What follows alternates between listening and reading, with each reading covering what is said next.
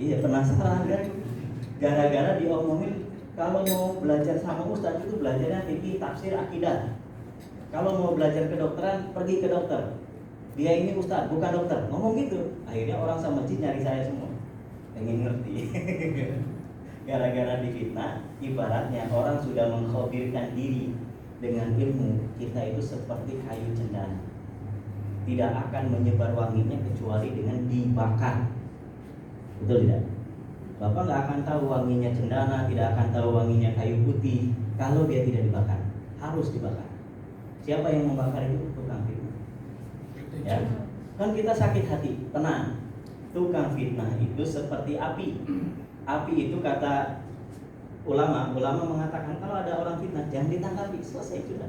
Apa alaisan naru ta'kulu nafsahu idza lam tajidu ma ta'kuluhu. Bukankah api itu akan memakan dirinya sendiri kalau dia sudah tidak menemukan apa yang bisa dia makan? Coba lihat korek.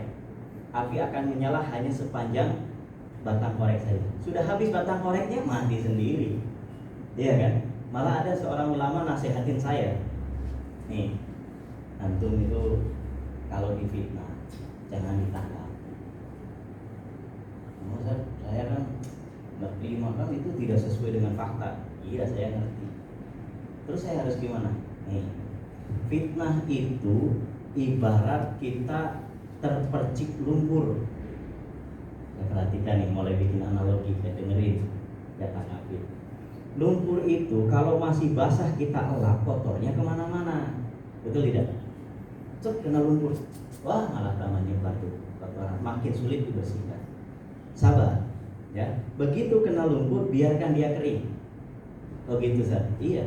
Kalau sudah kering, sentil saja sudah bersih. Betul tidak? Kalau ada yang menfitnah kita, sabar dulu. Sampai waktunya dia kering, tinggal klarifikasi. Selesai. Itu malah kita rezeki dapat. Ya, iklan gratis. Kalau ada yang fitnah. Dan fitnah itu sunatullah, Pak. Tidak pasti. Ada. Pasti ada. Iya. Kita pengen hidup, pengen berjuang, nggak pengen kena fitnah, nggak mungkin. Ya, pasti ada fitnah itu. Karena fitnah itu datang dari orang yang hasad. Hasad itu ya mainannya setan. Setan itu ada di mana-mana.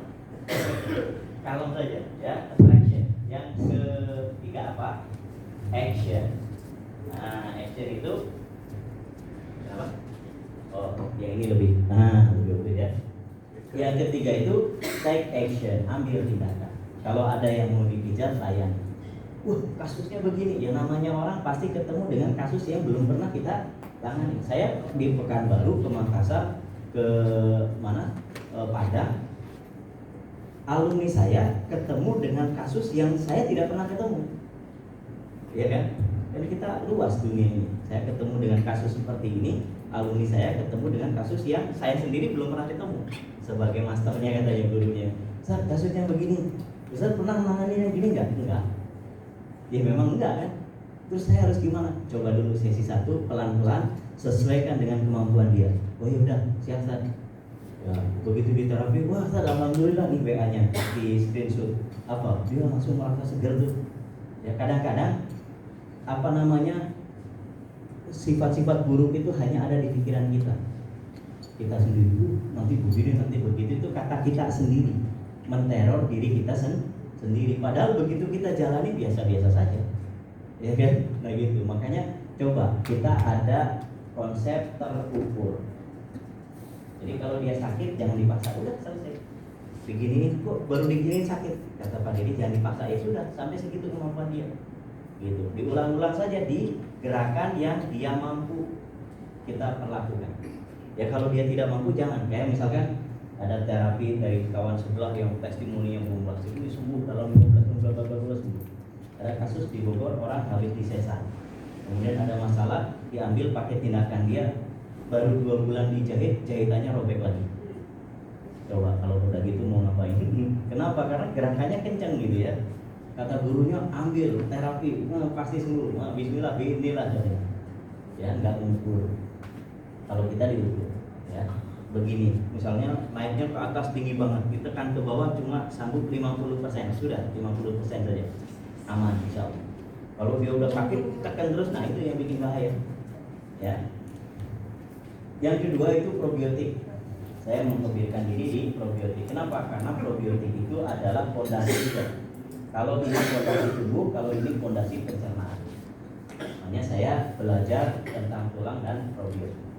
Ya, tentang kultur, genom, dan strain. Jadi seiring bertambahnya usia, strainnya bertambah. Ya, 9 genom itu warisan dari orang tua. Ya, 9 genom itu 75%-nya dari ibu. Ibu ngasih anak 75%, ayah ngasih 25%. Itu baru dari genomologi, belum dari segi DNA. Nanti lebih ini lagi, kalau antum baca buku yang CHS itu akan ngerti. Kenapa Rasulullah SAW mengatakan ibumu sebanyak 3 kali dan ayahmu 1 kali? Ketemu jawabannya di buku CHS ini.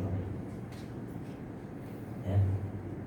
Kenapa anak-anakku sekarang banyak yang membantah ke orang tua, sudah pakai psikiater segala macam, masih belum ini juga. Nah, ketemu jawabannya di buku ini. Ya, jadi banyak pertanyaan yang selama ini menggelayuti otak kita, nggak ketemu jalan keluarnya. Cukup baca buku itu 2 jam ketemu semua. Ya, bukan semua, mayoritasnya insya Allah akan ketemu. Sekarang udah jam 10. Kurang 10. 10 persis. Oh iya udah. Jam 10 kopi free. Nah, silakan ambil kopinya, nanti setelah habis minum kita langsung praktek aja. Ya, sesi 3 dan sesi 4 mudah-mudahan cukup waktunya. Oke, silakan. Iya, sambil jalan aja silakan. Ketika musuh tulang belakang perlu disebutkan 1 dislokasi. Oh iya. Yang duanya kan skoliosis sama spondylolistesis. Dislokasi itu awalnya bukan geser.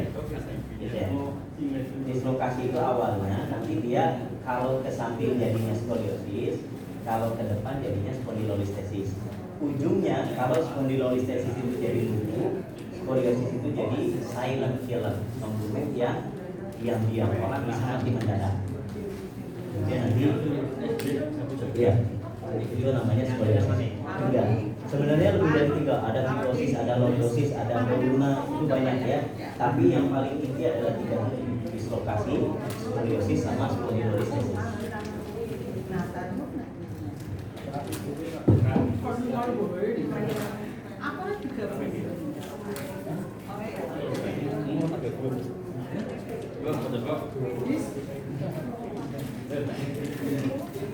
Iya, oke.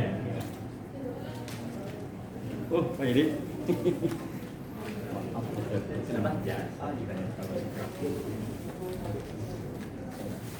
Oh, iya.